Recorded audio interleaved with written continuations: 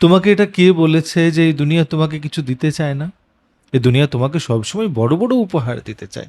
আর সেই উপহারে রয়েছে একটু কষ্ট, দুঃখ।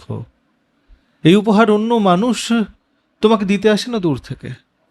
তোমার আশেপাশে যে মানুষগুলো রয়েছে, যাকে নিয়ে তুমি বসবাস করো, তারাই তোমার জন্য সেই উপহারে দুঃখ, কষ্ট এবং বেদনা নিয়ে আসে। যে কষ্টগুলোকে তুমি যখন পাও তখন লাগে যে না তো, এইসব জিনিসের আমি তো অধিকারী কখনো ছিলাম না। আমি তো এরকম কর্মই করিনি যে কর্মের জন্য আমাকে এই কষ্ট ভোগ করতে হবে। কিন্তু তাও এরকম সিচুয়েশন এসছে যে তোমাকে যখনই কেউ দিতে এসছে তখন একটা জ্বলন্ত কোয়লার মতন কোনো জিনিস, কোয়লা যখন পুরো জ্বলে যায় আগুনের মতো থাকে, দেখে মনে হয় না যে এর মধ্যে আগুন রয়েছে, হাতে যখন আসে তখন হাত পুড়ে যায়। ঠিক সেই রকমই অবস্থা। কিছু মানুষের ব্যবহারই এরকম, যেখানে তুমি বুঝতে পারো না যে সে আসলে কি চাইছে।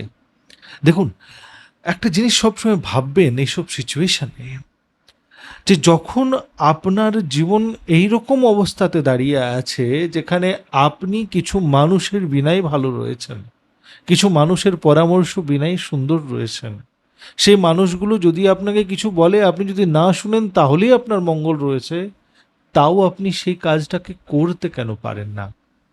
আমি জানি অনেকবার এরকম হয়। আপনি জানেন যে এই মানুষের কথা শুনলে ভুল, এই মানুষের কথা শুনলে আমার ক্ষতি, কিন্তু আপনাকে লাগে যে না শুনবো তো করব কি? আমার কাছে পালিয়ে যাওয়ার কোনো পথ নেই। দেখুন, এই সব সিচুয়েশনে একটাই প্রশ্ন শুধু করার আছে, যে এই দুনিয়াতে যত মানুষ তোমাকে সুখ দিতে আসুক বা কষ্ট দিতে আসুক বা দুঃখই দিতে আসুক, একটা জিনিস সবসময় শাশ্বত সত্য থাকবে, যে চিরটা জীবন, চিরটা কাল সেই মানুষগুলো তোমার জীবনে থাকবে না, বা আপনি তাদের জীবনে থাকবেন না। যখন আল্টিমেট রেজাল্ট এটাই, তখন আমি বেছে বেছে দুঃখ কষ্টগুলোকে ধরে ধরে নিজের ঝুলিতে কেন ভরবো? আমাকে উত্তর দিতে পারবেন আপনি?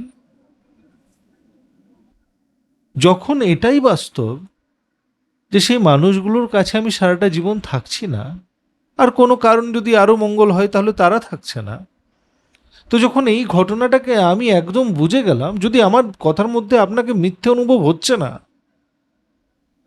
তাহলে এই জীবনে যখন আমি জানি যে সেই মানুষের মনে এরকমই ভাবনা রয়েছে, তাদের কথাগুলোকে, সেই কষ্টগুলোকে, সেই দুঃখগুলো যেগুলোর থেকে আসবে সেগুলোকে আমি নিজের পকেটে কেন ভরবো? আমি সেগুলোকে নিজের মনে স্থান কেন দেব? আজকে মানুষের কষ্ট এটাই, আজকে মানুষের দুঃখ এটাই, যে সে যে কোনো জিনিসকে নিজের কাছে স্থান দিয়ে দেয়। কিছু জিনিসের প্রয়োজন নেই তাও বাড়িতে আছে, কিছু জিনিসের প্রয়োজন নেই তাও বাড়িতে রয়েছে, কিছু মানুষের প্রয়োজন নেই তাও সে মনে রয়েছে, কিছু মানুষের কথাকে কবেই ভুলে যাওয়া দরকার, তাও সেই কথাগুলো তোমার মাথার মধ্যে ভালো করে স্টোর করে গেছে, আর তার জন্য এই জীবনে কষ্ট বাড়ছে। আমাদের ভগবান যখন মানুষকে বানাচ্ছিলেন তখন এই মনটাকে যদি বার করে অন্য কোথাও রেখে দিতেন তাহলে ভালো হতো। আপনি ভগবান বলুন, ঈশ্বর বলুন, আল্লাহ বলুন, মন যে জিনিসটা রয়েছে এটা যখন মানুষের মধ্যে রয়েছে, সে শরীরের থেকে অসুস্থ হোক না হোক মনের থেকে অসুস্থ অবশ্যই হবে। আর মন থেকে অসুস্থ করার জন্য তুমি নিজে দায়ী।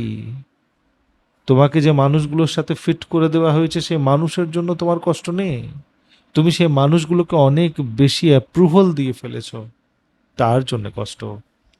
আমি এরকমই ভিডিও করি যেটা মানুষের আজকে কাজে লাগবে, এই মুহূর্তে কাজে লাগবে।